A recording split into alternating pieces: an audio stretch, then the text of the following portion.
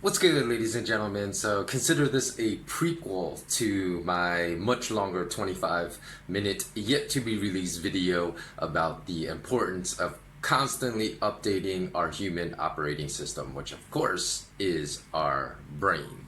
So there were a couple of items that I missed in that 25-minute video, so that's why I'm making this prequel to that video to discuss those things. One is I wanted to discuss the myth of alcohol being beneficial, drinking alcohol right before sleep, because it does actually the exact opposite, because alcohol is actually a toxin. So the body needs to break it down in the liver to be able to expel the toxin of alcohol. So that actually requires a lot of energy and then takes away from your ability to get restful sleep in during the night. So although it might help someone fall asleep much more quickly, because I do have friends actually that have insomnia, that suffer from insomnia, and tell me, hey, I like drink wine every night before I go to bed because it helps me sleep. And now, although it may help you fall asleep more quickly, it actually reduces the amount of restful sleep you can have, because it subjects your liver to processing those toxins to expel them out of the body, and therefore uses much of the resources that your brain should be. Like, we should look at sleep as kind of a system defrag, like when you run system defrags on your computers, it kind of refreshes your operating system, making sure everything's in good working order. So that is what sleep is necessary for. And if we drink every night, then it does not occur. So I would recommend for people who suffer from insomnia to try to meditate instead, because meditation actually, it will make you younger as well. And that's actually, there's some scientific proof behind that. If you know people that meditate every day and they look much younger than their physical age, is because meditation has been scientifically proven to lengthen the telomeres, which are the ends of your DNA strands. Because what happens during the aging process is those telomeres fray, say like, you have the little plastic cap on shoelaces, and when that comes off, then the end of your shoelaces start fraying into little strings. And then what happens with cellular death is that you have the end of your DNA strands, the telomeres shorten, then they fray, and then they bind together, and that's how cells die. But meditation has been proven actually to lengthen the telomeres at the end of your DNA strand. So they actually reverse the aging process incredibly. So that's a much better decision than to drink alcohol, because I can actually vouch for that, because last night I drank some soju, which is the fermented wine. It's it's a alcohol really popular in Korea.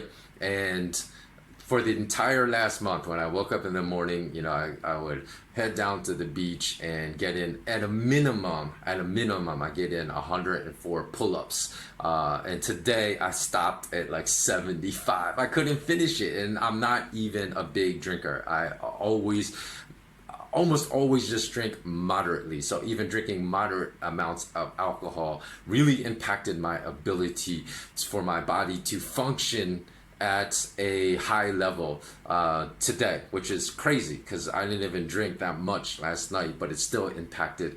Like, it was the first time I can remember in more than 6 months, and more than half a year, that I did not finish my morning workout.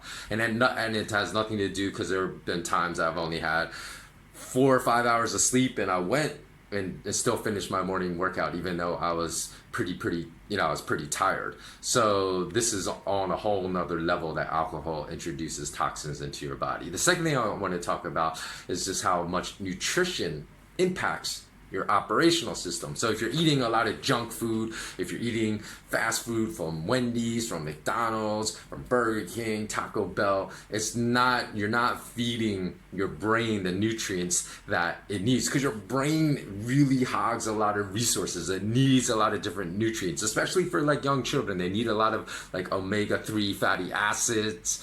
What else? Nutrients. Your brain needs nutrients like choline, which is found in the yolk of eggs. And so I believe in eating healthy and really being very cognizant of what you put in your body, like no processed foods, no food you find on the shelves of grocery stores. Try to eat as much fresh fruit, fresh vegetables, and meat as possible, but not meat from factory farms. If you are a carnivore, if you're not a vegetarian, try to eat free range meat. Meat that does not come from factory farms, because that can be pumped full of antibiotics. Even if you eat dairy, I'm not a big dairy consumer. Try not to eat from the dairy produced from cows and factory farms, because those cows get so sickly, they're pumping them full of antibiotics, which actually comes out in the milk. So when you drink that dairy, you're consuming all these antibiotics your body does not need, and that's why we have this explosion of antibiotic resistant bacteria in today's society, and we get these super viruses now. So I would say also concentrate on improving your general nutrition. Now, what do I think about nootropics? Nootropics is like this whole other field of, they say it enhances your cognitive abilities. If it's just natural, like caffeine, because I love coffee, so maybe that's a vice, but I drink coffee almost every single morning. I think that's fine, but when you're looking at, they say a lot of university students today will use Adderall, will use modafinil, because they feel it makes them more alert. I think that's just rubbish, because it doesn't mean it's good for you just because it makes you more alert. It's almost like when I was like, past your prime, I guess. I don't know. I think you're still, as an athlete, they say you're still in your prime in your early 30s, but once you move beyond that, then I remember even, when I was younger than 30, that I started taking creatine because I was, really into fitness. I didn't know much about nutritional supplements. And I noticed that I wasn't really altering my physical routine that much, but then my stomach started getting ripped. So it didn't mean creatine was good for me. In fact, it scared me. I was like, how can that be possible? I'm not even changing my diet. I'm not doing anything more physically, but yet my stomach is just getting shredded. So I was like, this cannot be good. And then years later, I think, like, I was reading articles that say, yeah, creatine is really bad for your liver. So, one thing I want to say is I'll give you guys a tip. If you went out one night and drank a little too much, eat a teaspoonful, actually more like a tablespoonful. And that's, I guess, teaspoon and tablespoon are United States and American units of measurement. I'm not sure what the equivalent is in Europe or the rest of the world, because the US is the only country that does not use a metric system.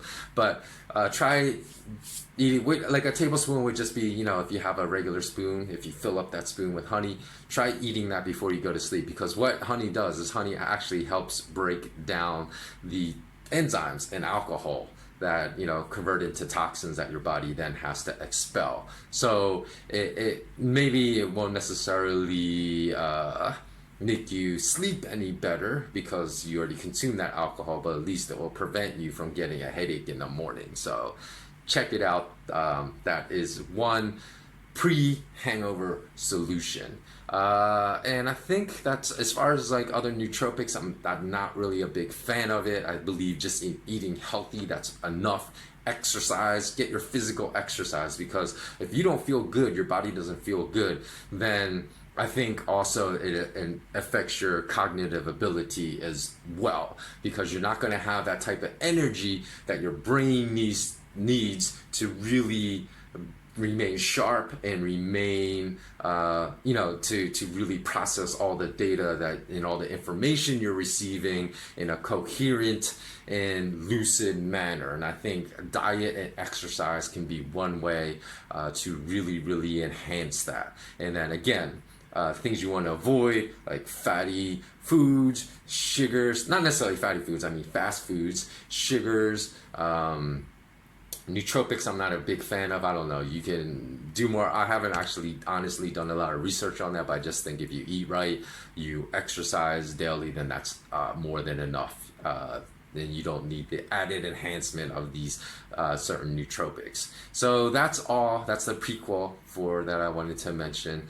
I think that I covered all the topics. Let me just see if there's anything else that I missed? No, I think that pretty much covers it. And then the rest you will see in the 25-minute video, which I'll probably release sometime within the next week or two. So stay tuned. And as always, remember, remain intensely curious and bless up.